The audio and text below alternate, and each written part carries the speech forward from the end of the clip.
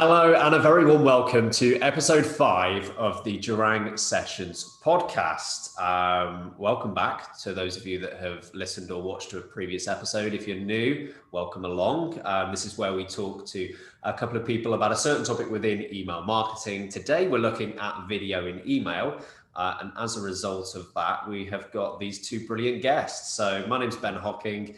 Conor Wilson is alongside me. And Conor, not only do you have the distinction of being the first guest actually alongside me physically in a podcast, you're also the first person to be welcomed back for a second time. So I know it's a real honor. It really is. You must be feeling good. And alongside Conor's one of our email designer and developers. Video and email, sort of your brainchild. So we'll get into that in a little bit.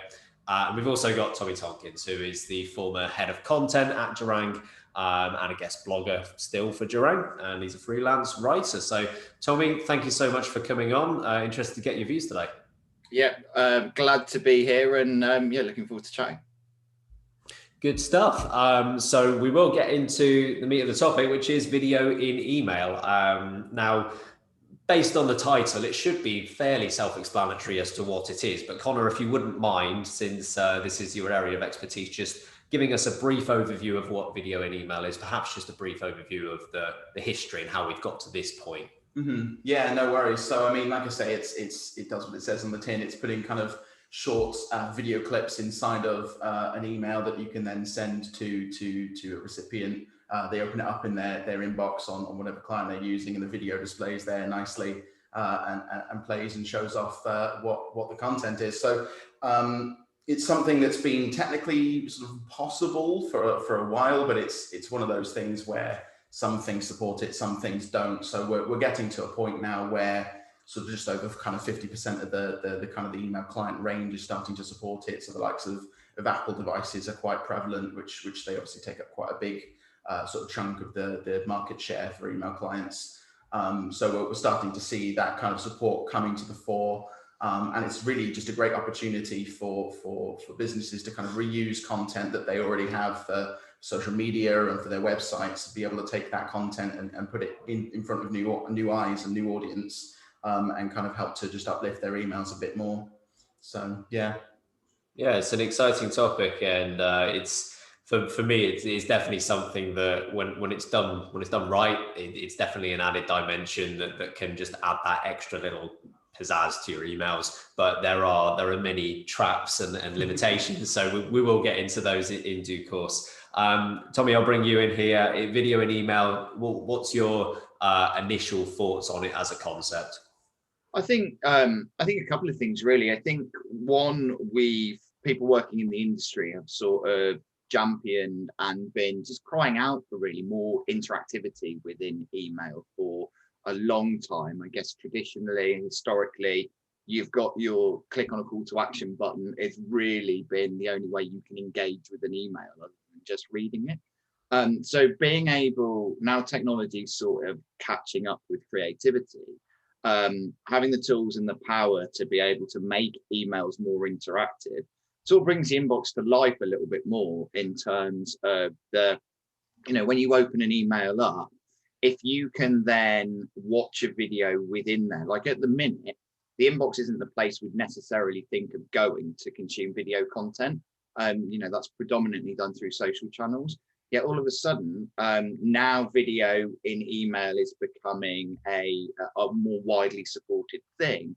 It completely changes the dynamic, and I think the relationship that we have with email, with that being a place where you can go to get that video content. And for me, what it does is it helps people, it gives people another tool to tell their story more effectively.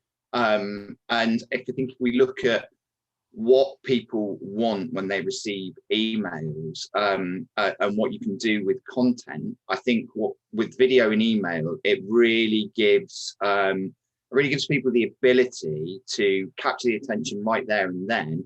And also start building relationships. Sort of, we always talk about delighting your customers, and I think this is a great way to do that. And it's a fantastic storytelling tool that can sort of take content and email marketing to the next level. And we see the majority of emails will include imagery, but they will largely be static. And then you've got the GIFs, animation is the more common and I guess more widely supported way to differentiate from that. And then we've got video and email that we're of course talking about today. Tommy, you mentioned a few areas such as relationship building, but where do you think the value in video and email is at its most prominent? It's a great question, and I think it would always go back to what you're trying to achieve through your email marketing. What's the purpose of the email you're sending, and what do you want people to do when they receive that? If we take an example of a welcome email, say I run a personal training business, and someone signs up on my website to become part of my academy, or something like that. If they would get a generic autoresponder that says, thanks for joining, etc., etc., etc., it's great. It ticks a lot of boxes. Not everyone does that. We know they work really well. If you say, like, you get that email and then it's got a video of me saying, thanks so much for joining, guys, and, you know, great to have you as part of the community, academy, etc. What that does straight away is it just creates that personal bond between the brand and the recipient of the email.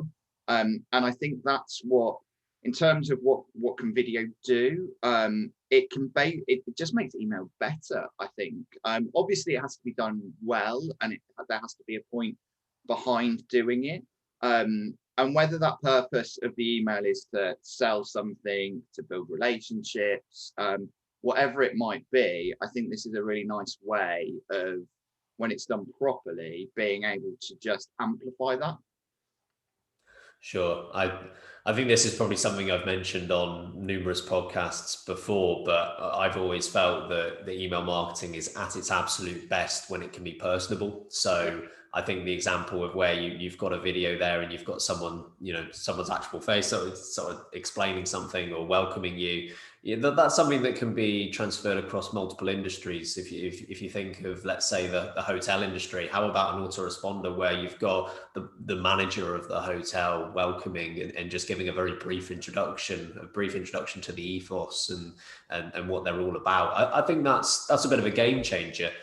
From your side, Conor, because, you know, theoretically, if you've got the technical skills to do it, you could have video in absolutely every email that you do, but we know that they won't necessarily, you know, just doing a blanket all approach. That's not the best approach. Mm-hmm. So where do you see the value in video and email and including it within the campaigns? Yeah, I think for me, the value comes down to kind of information density. I think it's for certain kind of complex products and situations where, you know, maybe there isn't kind of a precedent or people don't quite know what you're talking about or what you're trying to get across. I think a video is really helpful for that. We'll come on to the email I've picked out later, which does a really good job at it. But it's a case of, you know, it's going to sound cliche, but they say a picture is worth 1,000 words. Well, a video is worth 1,000 pictures. So it's key at getting kind of these really complex ideas across that you just kind of can't do with text and with images. And that's the reason why it's so popular on social media is because it's easy to get. You know, if you're a hotel, you can take really nice pictures of your grounds, of your landscape, of the rooms, but nothing hits better than actually seeing a video of the room and really experiencing the space, or seeing the hotel grounds and getting a feel for you know, the vibe, as it would be. So I think that's where a video is really, really helpful in terms of content, is getting across these kind of more abstracted ideas and more kind of complex ideas that you can't often do with just images and with text. And I think on that as well, just going back to your point, Ben, with the, you know, you make your booking for a hotel room, you get an email and it's got a welcome video from the manager talking about the ethos, the philosophy of the hotel and all that good stuff. Imagine then if it was personalized even further and it utilizes some dynamic content, and depending on what room you've booked, you've then got what Conor was just talking about, and you get your guided tour of the room that you've just booked. All of a sudden, it just lifts it to the next level. And it becomes this really cool piece of engaging content that's giving me, the person that's booked my weekend away, I'm getting a lovely welcome message. I've seen where I'm gonna be staying, and all of a sudden my excitement levels, which were high anyway, have just gone through the roof. And what a great way to start that sort of experience for the guest, and to send them an email like that. Yeah, and ultimately you're right in terms of the amount of doors that this opens, because I'm not saying we're spitballing here, but these ideas are sort of just generated without even really thinking about it. Imagine actually having a brainstorming session, sitting down and thinking, we've got this at our disposal. What can we do? You think of, if you've got an hour at your disposal there, you can come up with a lot of great ideas. I think with video and email, it's largely a case, and to be honest, I think most things in email are case by case, where you just have to look at it and say, this is what the static version will be. This is what the benefit of just the static version is, and where's the added value, not only for the business, but also for the customer or for the client or whoever you're speaking to.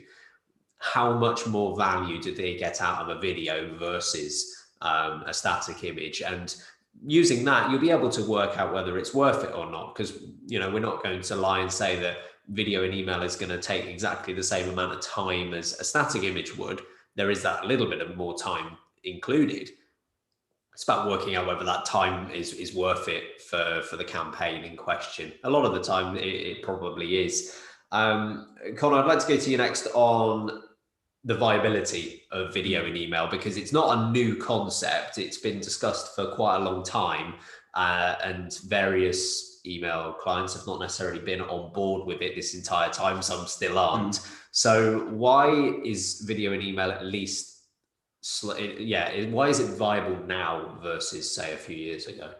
So like I say, it's down to kind of technology, and it's down to client sort of market share.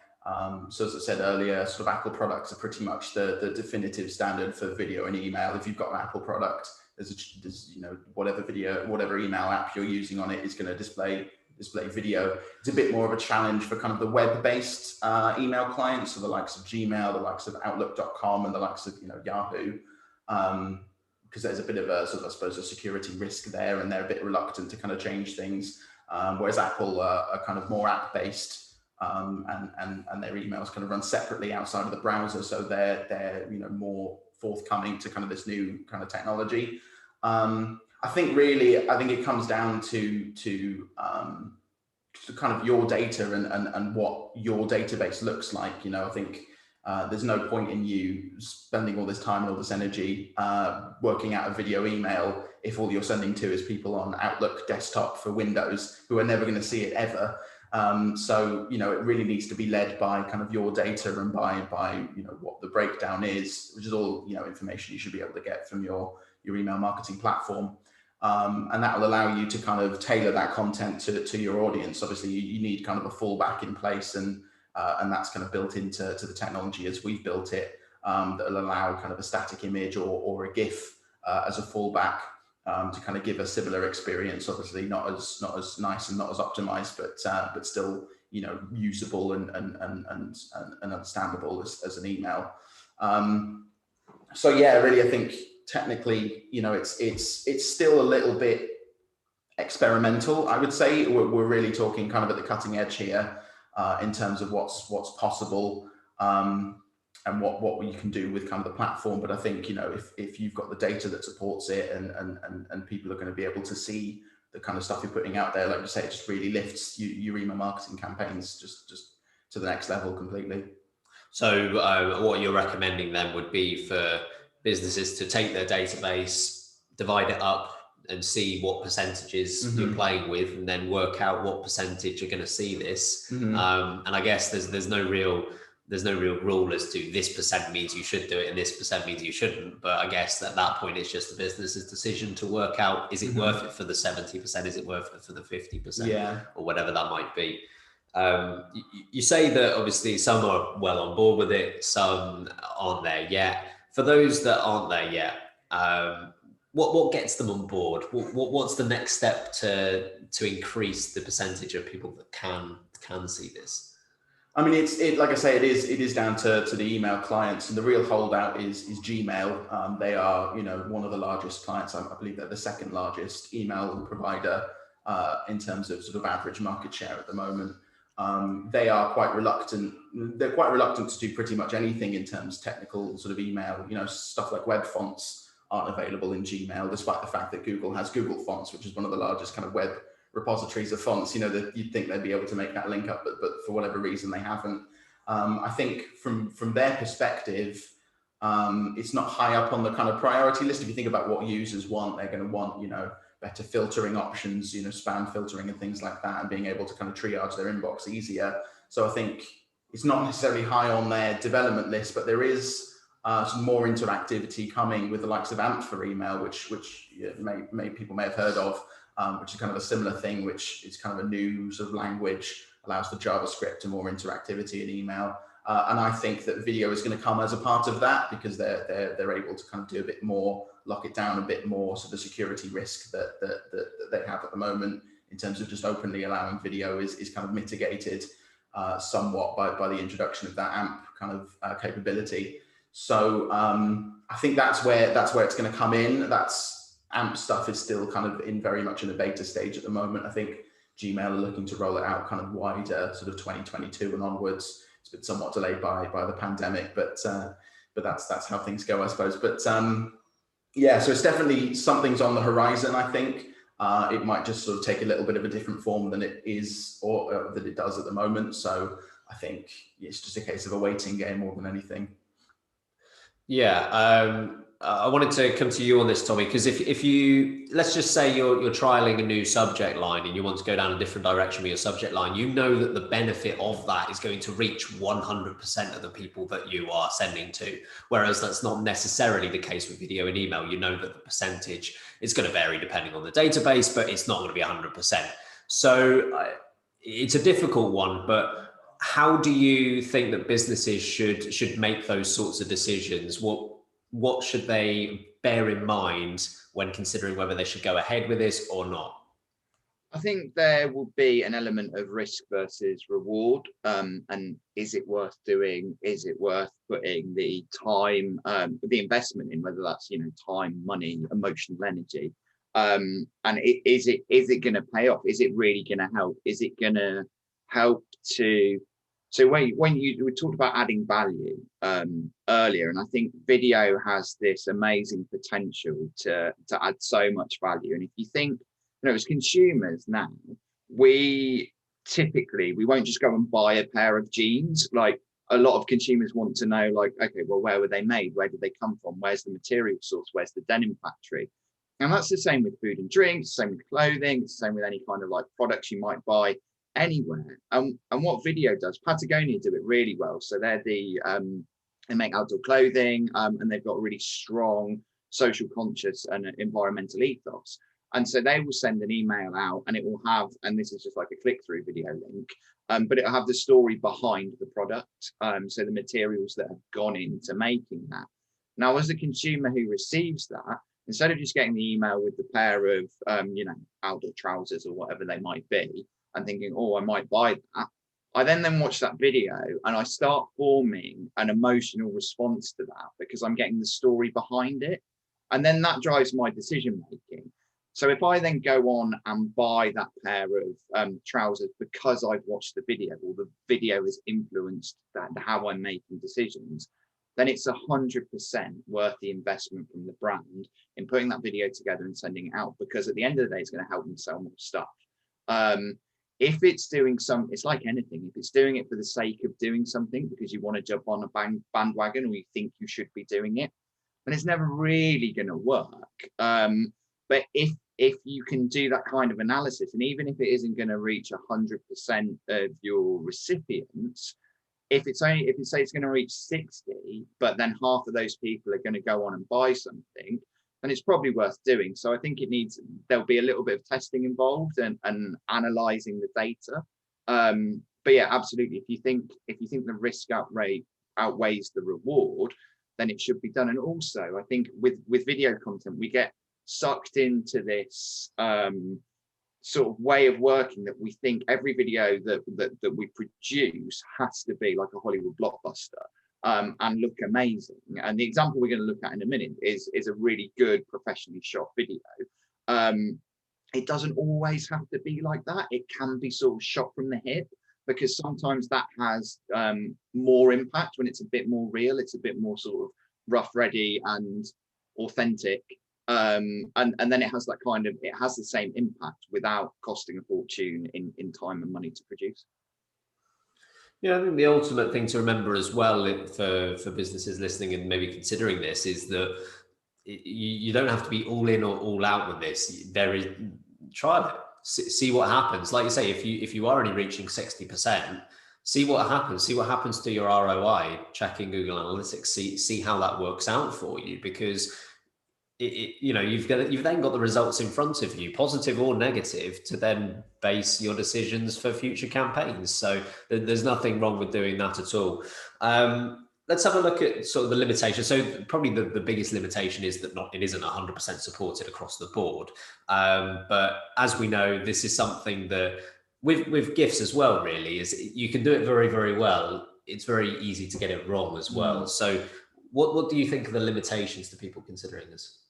So I think it comes down to kind of length more than anything, so what we try and do, and the reason why this is kind of becoming to the fore at the moment is down to file size. So obviously when you're putting a GIF together to go in an email, the kind of estimate that we run by is 2 megabytes as an absolute maximum. That's for download speed. So when people are open your email, they don't want to wait ages for an image to download. You might have a fantastic GIF that you've put together, but if it takes 5, 6, 7 seconds to download, people are out of the email before it's had a chance to load. So it's a similar thing for a video. So what we want to do is we want to kind of keep it to the smallest kind of possible file size. Now we're using kind of MP4 compression technology, which is, it's a good 20 years newer than GIFs are. GIFs are an incredibly old sort of image standard.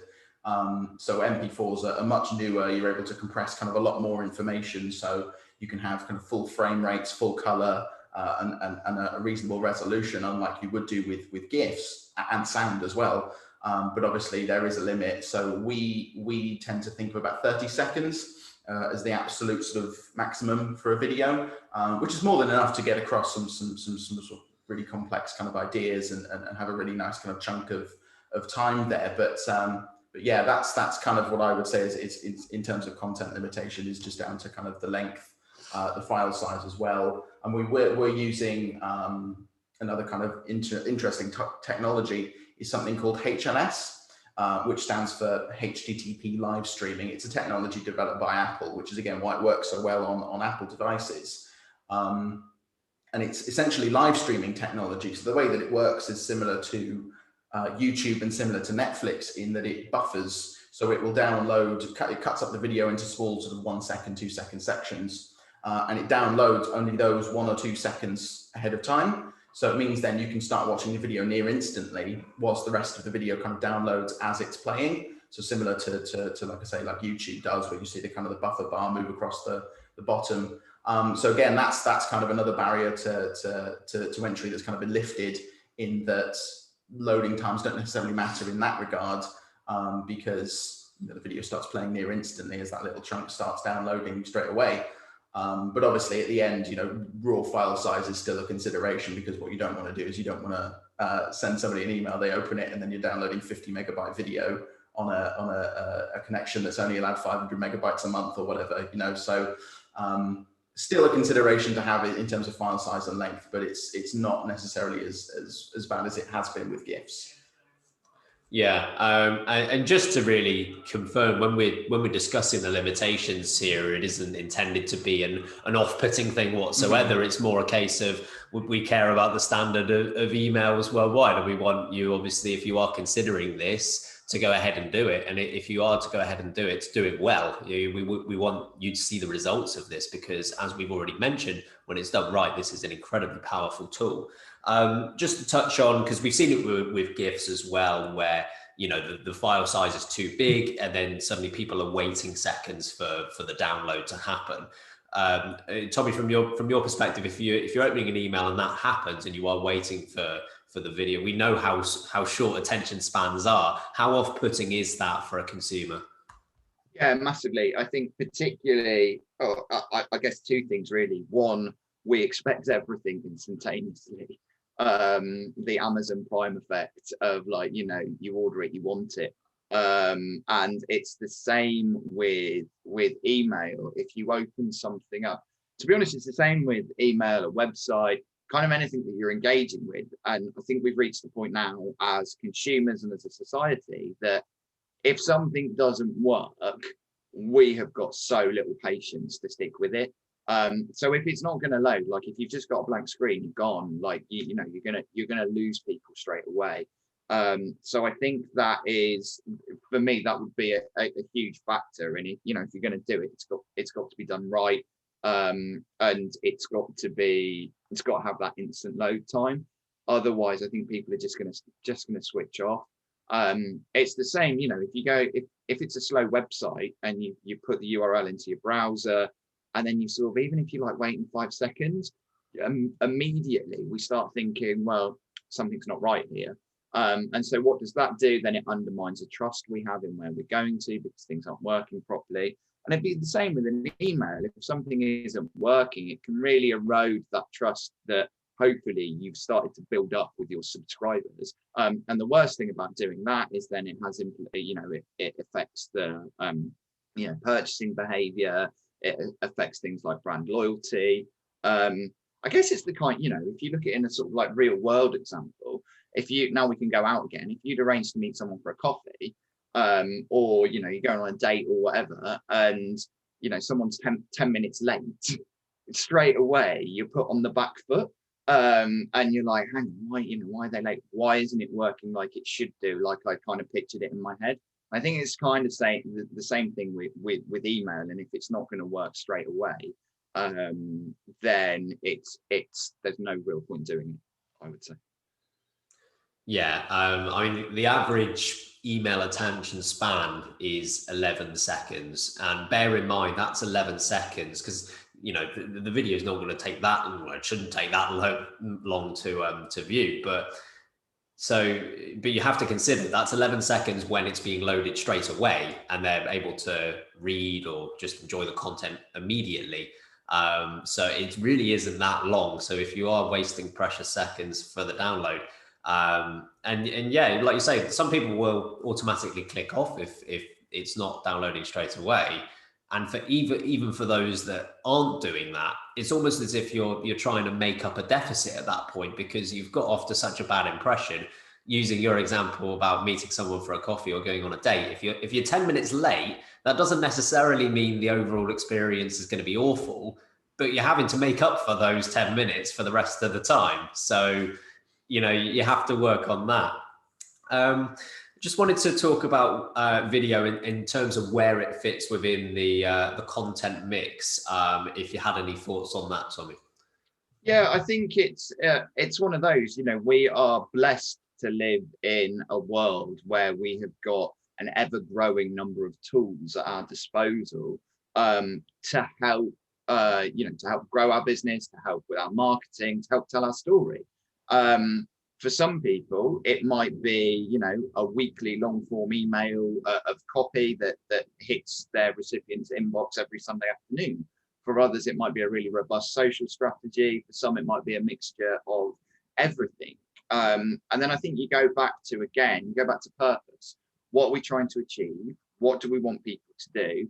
How do we make them do it? And I think for every business under the planet, it's, well, how are we going to take people from A to B?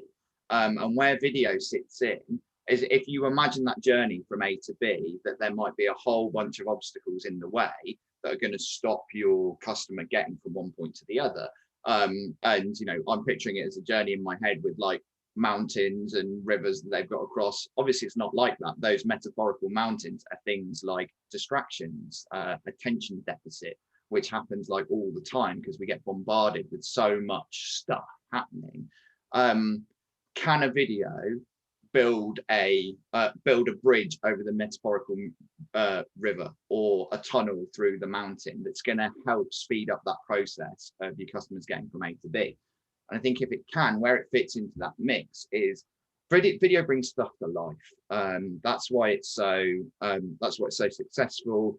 That's why we go crazy for it on social channels, and viral videos have been a thing for the past decade, because there is something about it that taps into like the emotional core, because we can relate to it when we see people doing things. And I think if if you can make a really good solid argument of having video and email content, having video content in our emails is going to help speed up that customer journey. It's going to create a richer experience.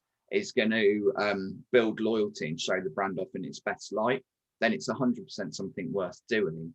And you might not be able to do all of those 4 things at once, but I definitely think it's something. I think it's something any business under the planet could probably use well. Whether it's a software company sending out like short little snippets of how-to videos of like, tutorials of how to use the software, or it's like the intro videos that we talked about before, or even B2B doing some kind of nurture track where, you could in theory do like a personalized video for the person that you're sending the sales message to, if that was going to work. There is use cases everywhere where it can be used and can be used effectively. And I think what it does is that tapestry that you're sort of weaving with your storytelling through other channels, it just makes that richer and brighter and bolder. Yeah, I like what you said about sort of going from point A to point B and the video and email being the bridge. And I think you're absolutely spot on with that, because there is always going to be a certain percentage of a business's database that is so engaged and so likely to buy that they could probably just send something which says, go on, buy now. And they would, because they are that engaged. But the reality is that percentage is not going to be high enough to validate doing that. That's why you need these bridges. You need those in between bits to really convince them to get to point B.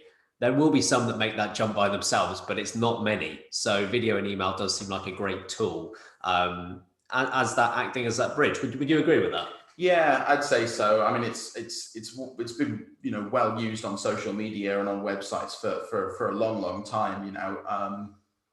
The likes of Facebook video have shot up in recent years, and I think every business now has dedicated videos that they've made and put on social media, put on their website. So it's not even necessarily creating content for it. You might already have it in your library. So it's a case of just putting that in front of new eyeballs and getting it seen by those specific people, again, just to bridge over those gaps and to get people from A to B. Yeah. So let's move on to the example that you've picked. So this is something we do on every podcast episode. We'll ask one of the guests to bring along an email that they like and explain why they like it. Because we're discussing video and email today, it only makes sense that we bring along an example that is about video and email. Conor, you've provided this one. If you wouldn't mind just running through what you've picked and why you've picked it. Yeah, fantastic. So this is an email I got last year from Whittards, which is a sort of a tea and coffee brand, sort of retail brand here in the UK. And in there, I was pleasantly surprised by it as well, because I think this is one of the first videos that I'd seen that really kind of capitalized on the medium and actually does it really, really effectively. So it's introducing kind of a new kind of tea thing. I don't drink tea, so I don't really know what it is, but it's from the get-go, you'll see in the video, it starts out as like a little kind of ball of bundled up kind of tea leaves. You put that into a glass, add some hot water to it, and as it sort of steeps, it's like a flower inside that little bulb, and it kind of blossoms and grows out. So you've got this little flower floating in your teapot as you pour the tea. Really visually interesting, and not something that I'd ever seen before. And like I say, perfect candidate for a video and email, because it's this kind of complex idea that not many people kind of understand or would have seen before. And you could try and put that across in pictures or in words, but it's not going to have the same kind of emotional impact as a nice video showing you exactly how the product works and exactly what it looks like at the end. And it gives you that real sort of experience virtually that you would have kind of buying this product. And it really, really struck a chord with me. I was really, really, really pleased with that. I think that was, it's just a fantastic use of it. I think it demonstrates kind of what video and email is kind of capable of. Yeah, I mean, what did you think, Tommy? You've had a look at the campaign. What were your initial thoughts on how well video and email was done here? I think Conor hit the nail on the head there. I think, if we look at the words that go with that video, where it says, not sure whether to give flowers or tea, we've rolled both into one with rose bloom flowering tea, just place one bulb in your teapot, add hot water and watch the tea leaves unfurl into a stunning floral infusion. The copy's fine. There is absolutely nothing, as a copywriter, there's nothing wrong with that. It's got all, it tells people what it is, why they've done it, how it works. And you go, okay, that's cool. But it's that complex concept that becomes really difficult to visualize. And you're like, what do you mean a bulb in the teapot? And then a floral infusion? You're kind of like, well, what does that mean? And then if you were trying to explain it in more words, it just becomes too long and too wordy. Whereas actually, because something like this is intrinsically visual, it's a flower blooming and coming to life in a glass teapot, it looks cool. And it's the kind of thing that you can watch that. And you don't have to explain it. You just sit there and watch it and go, oh yeah, that's how it works. It looks amazing. My mum would love that. Or whoever it might be. Though I'd argue that you'd also need to sell a glass teapot with it to get the full effect. Because if it's in a proper ceramic one, it's just going to be lost on everyone unless you open the lid and have a look at that.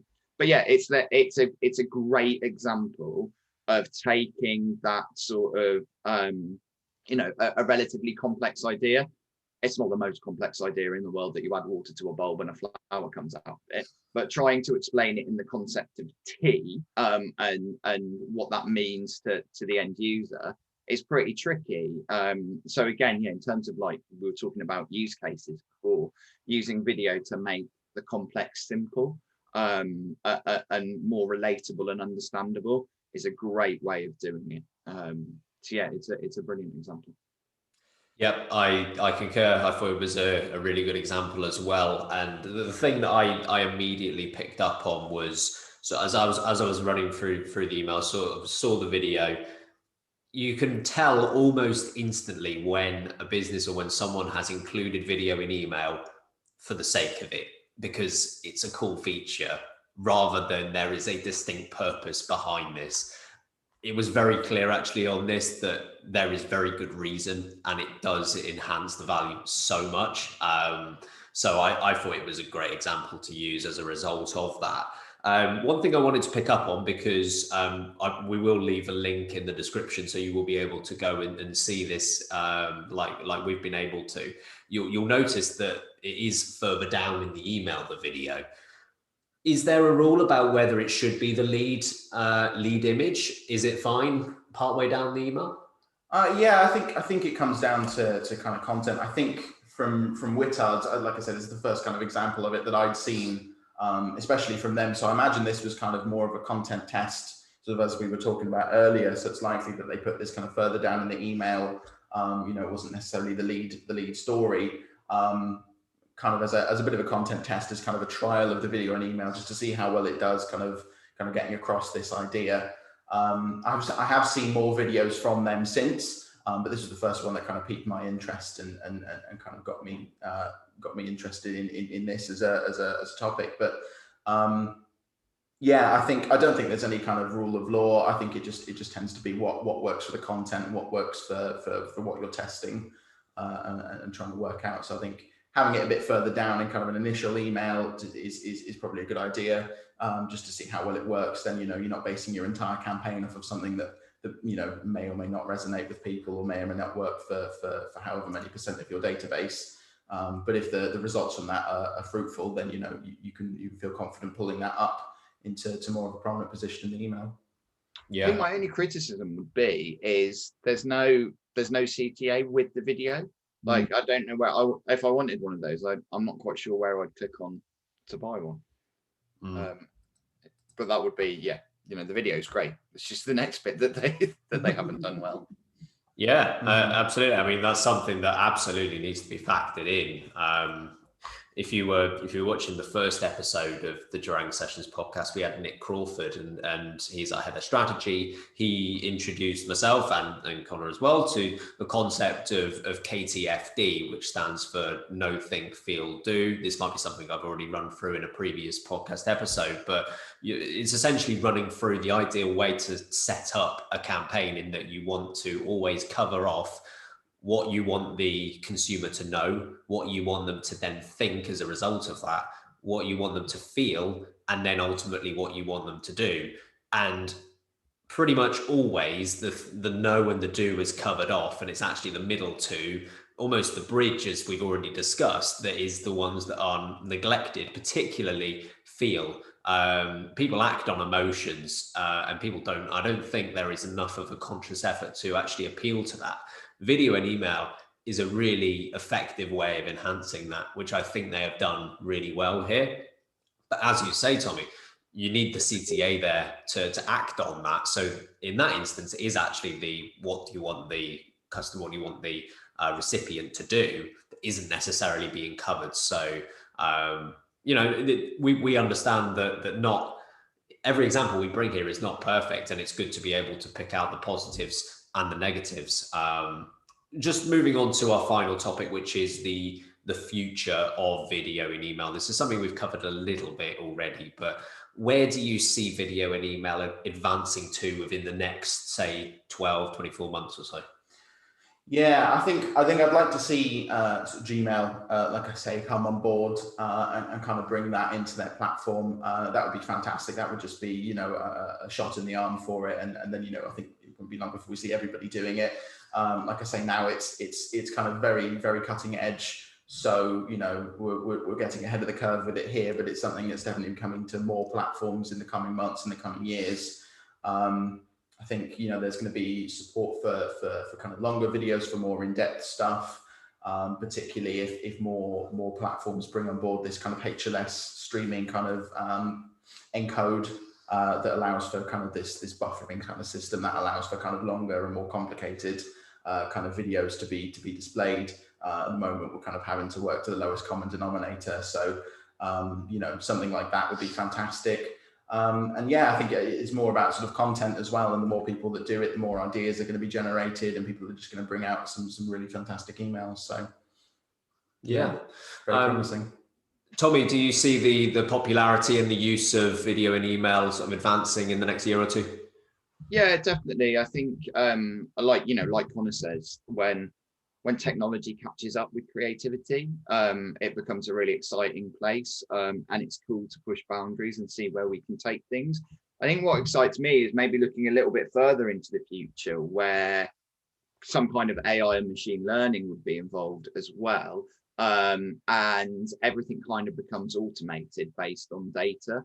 So, those welcome emails that we were talking about, you get a video that's specific to you that is just automatically generated based on like a repository of knowledge somewhere. So, it's like, pops up on your phone, let's go 20 years in the future and it's a hologram.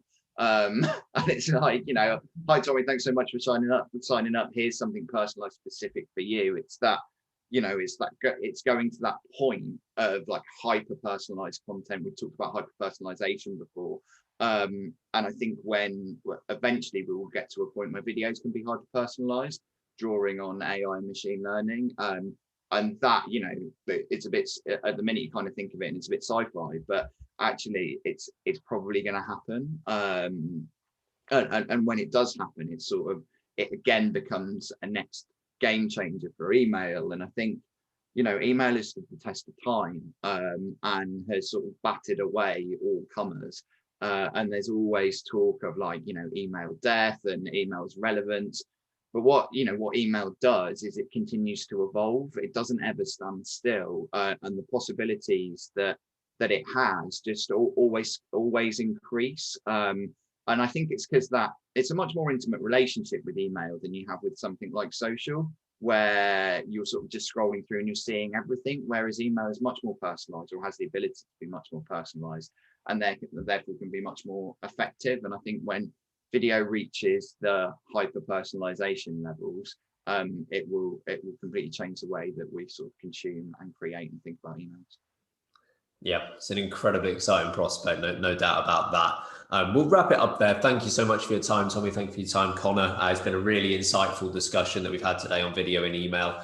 If you are watching us on YouTube and you're absolutely sick of my face, that's perfectly understandable. And there's something you can do about it. You can listen to us via any audio platforming service. And if you are listening on audio, whether that be Spotify, Apple Podcasts, wherever you might be listening, you can watch us on YouTube as well. We actually have a blog as well about video in email, which I'll leave in the description, but can also be found on our website. So I'd absolutely encourage you to check that out, because that makes for great reading after listening to today's podcast. But we'll leave that there. Thank you very much for joining us indeed. Until the next time, stay safe.